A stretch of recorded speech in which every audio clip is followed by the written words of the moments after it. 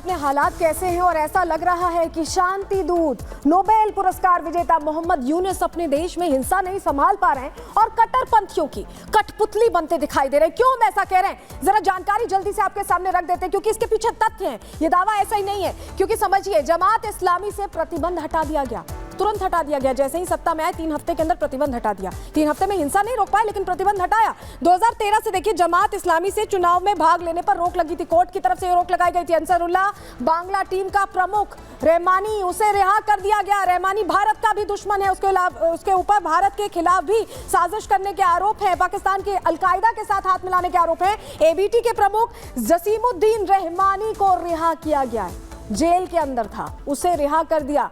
क्या वजह रही, ऐसी क्या मजबूरी रही यहाँ मोहम्मद यूनुस की? ये सवाल बना हुआ है, क्योंकि कट्टरपंथियों से लगातार हाथ मिला रहे हैं। अलकायदा समर्थित संगठन है एबीटी, जो मैं आपको बता रही थी, जिसका रहमानी जो प्रमुख है उसे रिहा किया गया है। यानी अब पींगे बढ़ रही हैं पाकिस्तान के साथ, ऐसा लग रहा है, क्योंकि रहमानी को पूरा सपोर्ट पाकिस्तान से था। देखिए स्लीपर सेल की मदद से नेटवर्क स्थापित किया था रहमानी ने, स्लीपर सेल एक्टिव थे उसके भारत में भी, और यही वजह है कि भारत में उस पर कई आरोप लगे हैं। स्लीपर सेल की मदद से नेटवर्क स्थापित करता था और अलग अलग अटैक्स की प्लानिंग उसकी तरफ से की जाती थी। तो रहमानी पर यह तमाम आरोप है और उसको भी रिहा कर दिया गया। जमात इस्लामी से बैन भी हटा दिया गया।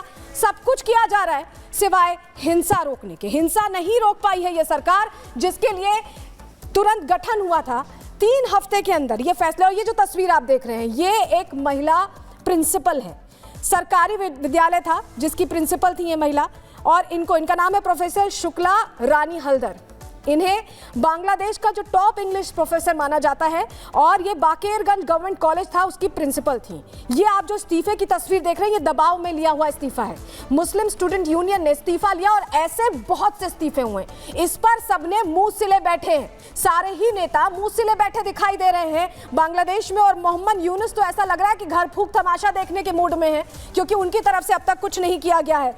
और हमारे साथ एक खास पैनल जुड़ गया है चर्चा के लिए। हमारे साथ खास मेहमान स्टूडियो में मौजूद है। हमारे साथ सैयद जवाद पहुंच गए हैं, राजनीतिक विश्लेषक है। बहुत स्वागत है जवाद साहब आपका। हमारे साथ चंद्र प्रकाश जी भी जुड़ेंगे, ऑनलाइन जुड़ेंगे हमारे साथ, सीनियर जर्नलिस्ट हैं, उनसे भी हम समझेंगे बांग्लादेश में क्या हालात हैं। हमारे साथ स्वामी उपमन्यु साहब जुड़े हुए हैं, हिंदू धर्मगुरु हैं।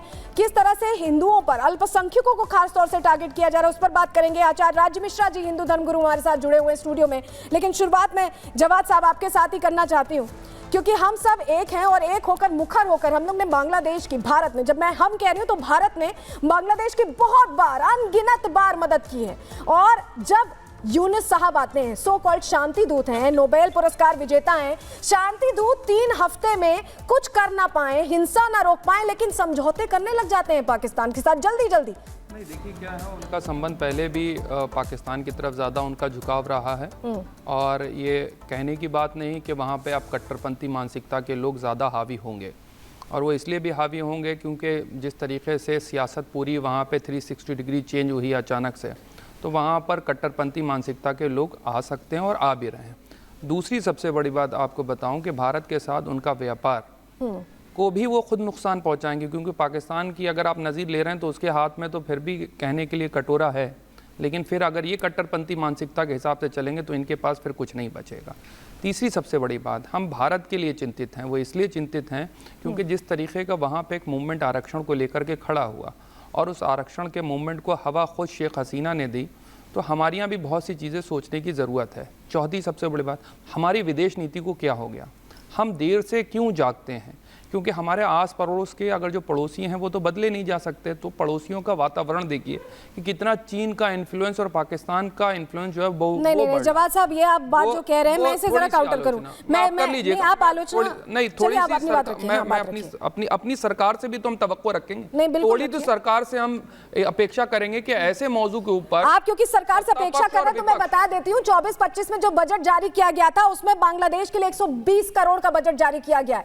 पड़ोसी देशों की भाई, हमारे यहाँ बड़े उद्योगपतियों की जो बिजली है जो बनती है वो बांग्लादेश लेती थी और बांग्लादेश की गवर्नमेंट लेती थी। अब तो शेख हसीना यहीं पर हैं, इंडिया के अंडर ही हैं। आज तक कोई स्टेटमेंट कोई नहीं, आप कह रहे थे ना सरकार बहुत सोच रही है। और अगर सरकार सोच रही, हम अपनी विदेश नीति की बात करें, देखिए क्या हुआ जब अफगानिस्तान के अंदर हुआ, तब भी हम सो रहे थे, हमें पता ही नहीं था क्या हो रहा है।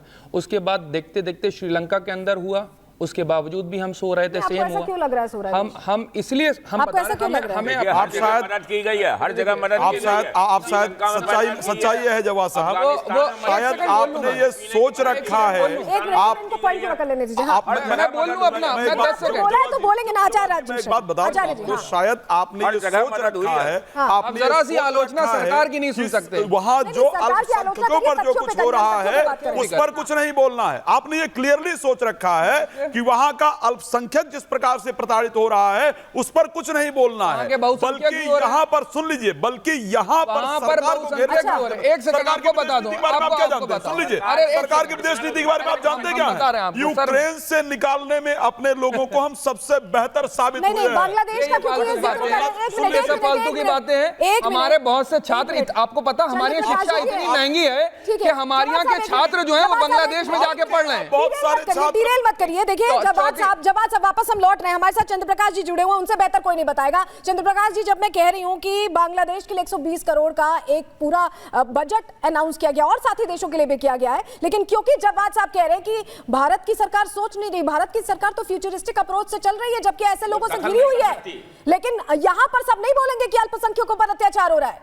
चंद्र प्रकाश जी, देखिए, ये अल्पसंख्यकों पर अत्याचार का एक बड़ा इतिहास रहा है। अब ठीक है, हम कह सकते हैं जैसा कि जो भाई साहब कह रहे हैं कि वहाँ बहुसंख्यकों पर भी अत्याचार हो रहा है, लेकिन बहुसंख्यकों पर जो अत्याचार है वो राजनीतिक है। अल्पसंख्यकों पर जो अत्याचार वहाँ हो रहा है उसके कारण आज से नहीं है ये, इसकी बुनियाद हम बहुत पहले से देखते हैं कि विभाजन के समय, फिर 1971 के समय, अभी जो विषय है वो है जमात इस्लामी पर से बैन हटना। बिल्कुल। जमात इस्लामी पर से बैन हटना, ये बैन जो है वो बहुत पुराना बैन नहीं, कई बार हटता रहा है, पहले भी लग चुका है। और अभी लेटेस्ट जो है ये अगस्त महीने में शेख हसीना ने जब प्रदर्शन शुरू हुए थे तो इसी समय लगाया था, अगस्त से, हो सकता है मैं गलत हूँ, जुलाई में। तो ये पूरा विषय जो है हम इस जी, मुझे आवाज आ रही है आपको? जी बिल्कुल, आप अपनी बात पूरी करिए। देखिए, तो अब इसमें ये समझने की बात है कि ये एक एथनिक क्लींजिंग का पैटर्न है जिसको हम नॉर्मलाइज नहीं कर सकते कि वहां बहुसंख्यक भी सताए जा रहे हैं। बहुसंख्यकों का कारण बहुसंख्यक समझे, उनकी अपनी समस्याएं हैं।